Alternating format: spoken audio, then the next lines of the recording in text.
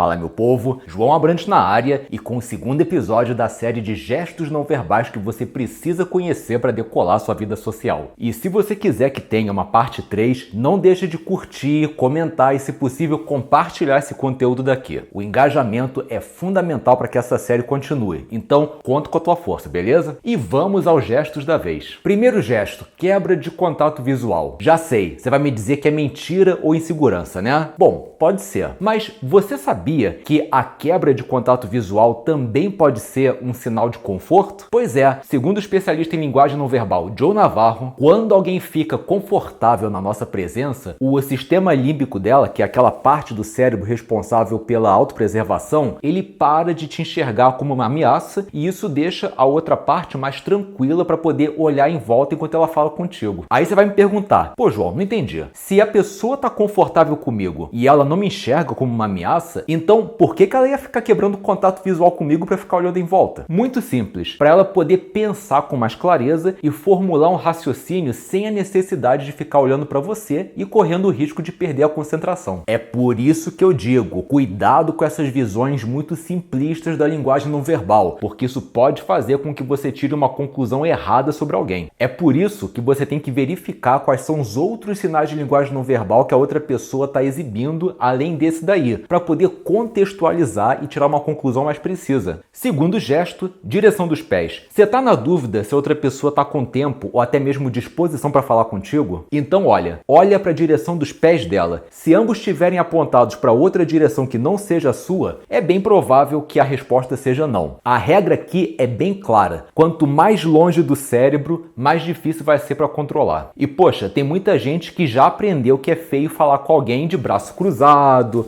com o tronco virado para fora. Então, quando as evidências são insuficientes na cabeça e no tronco, já que essas regiões são mais fáceis de controlar, olha para os pés. Os pés são tremendos de um tira-teima. Terceiro gesto, proteção dos órgãos vitais. Você já reparou como é que os jogadores de futebol reagem quando alguém do time adversário vai bater uma falta e eles estão fazendo barreira? Um protege a cabeça, o outro protege a genitália, o terceiro protege o abdômen, tem jogador que protege tudo ao mesmo tempo. Mas por quê? Bom, por causa do risco de levar uma bolada numa área vital do corpo, é claro. Quando o ser humano está diante de uma situação que ele percebe como uma ameaça, a tendência é que ele fique protegendo as áreas mais vulneráveis. Isso independe do tipo de ameaça. Um exemplo disso são aquelas pessoas que protegem todas essas partes do corpo quando aparece uma barata, né? Aparece a barata e a pessoa fica assim. Porque, né? A barata com certeza vai dar um chute na genitália, um soco no estômago, uma cotovelada no pescoço e para encerrar, para poder eliminar o adversário, uma cabeçada bem no osso frontal. O quê? Vocês nunca viram isso acontecer? Já vi várias vezes isso. É muito comum quando a barata é aquela pequenininha, francesinha. Essas são as piores. Mas bobeiras à parte, quando alguém está conversando contigo e essa pessoa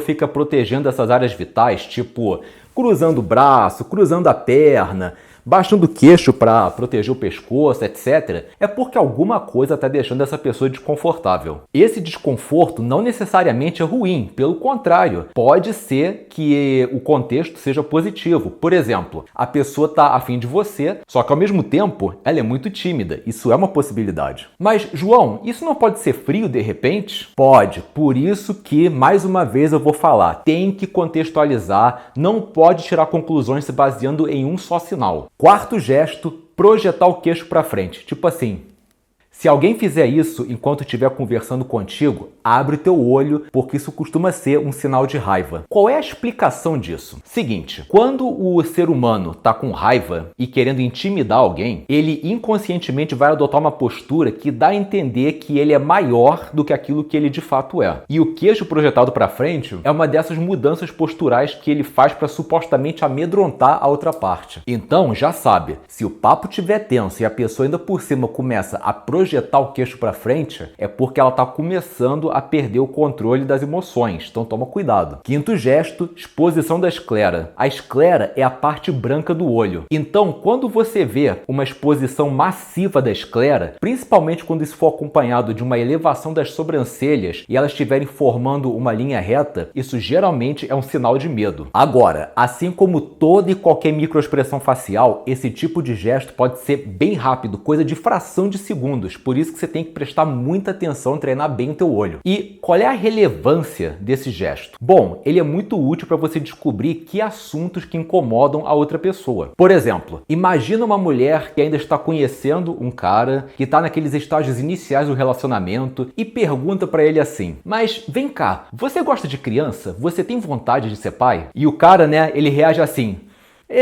eu gosto de criança, gosto muito, pretendo ser pai. Opa, se ele quer muito virar pai, então por que isso deixou ele assustado, incomodado? Entendeu? Por isso que é interessante você conhecer esses gestos. Sexto sinal, emoções atrasadas. Quando a pessoa fala uma coisa e só depois ela manifesta a emoção, tipo, tô muito feliz por você.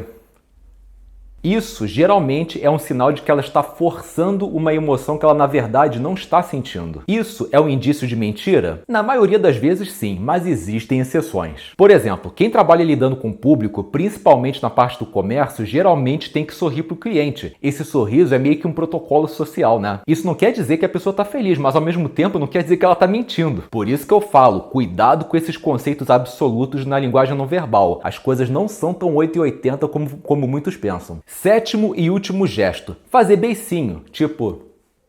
O que será que esse gesto tão sutil quer dizer? Segundo os estudos do Paul Ekman, o beicinho é um indício de tristeza, e nesse caso em específico, a pessoa está se segurando para não chorar. Isso acontece porque quando alguém fica triste, essa pessoa vai ter na região inferior do rosto uma elevação do mento, que é esse músculo daqui no queixo, né? Bem como uma depressão dos ângulos da boca. Mas nem sempre essas duas áreas vão ser ativadas em conjunto. Então, nesse caso em específico do beicinho, nós só vamos ter a elevação do mento. E assim como aquele sinal da exposição da esclera, esse gesto costuma ser bem rápido, por isso você tem que trabalhar muito bem a tua atenção, porque numa dessas vai que você deixa escapar um sinal que podia ter impedido que as coisas escalassem para algo pior. Agora, se a pessoa fizer beicinho por um tempo prolongado, aí eu já diria que esse beicinho é proposital, ou seja, a pessoa está fazendo charminho no sentido de magoei, mas não que ela esteja de fato magoada, é só para descontrair mesmo. E tá aí, mais 7 gestos avulsos de linguagem não verbal que são essenciais para você alavancar a sua inteligência social. E se você estiver a fim de se aprofundar nesse universo da linguagem não verbal, não só para você poder aprender a identificar o que as outras pessoas realmente estão pensando, mas também para você poder descobrir como é que você pode usar a sua linguagem não verbal para poder influenciar as atitudes das outras pessoas, eu gravei uma apresentação grátis ensinando o caminho mais rápido, prático e eficiente para você poder desenvolver suas habilidades de leitura não verbal e poder atingir com isso o mesmo nível de percepção que um detetive. Eu vou deixar o link para essa apresentação aqui embaixo, logo no comecinho da descrição e no botãozinho que vai aparecer aqui nesse cantinho assim que o vídeo estiver acabando, beleza? E foi esse o vídeo de hoje. Se você curtiu, dá uma forcinha, clica aqui embaixo no like. Dúvidas, comentários, sugestões, estudo de caso, use e abuse, espaço aqui embaixo. E no mais, um grande abraço e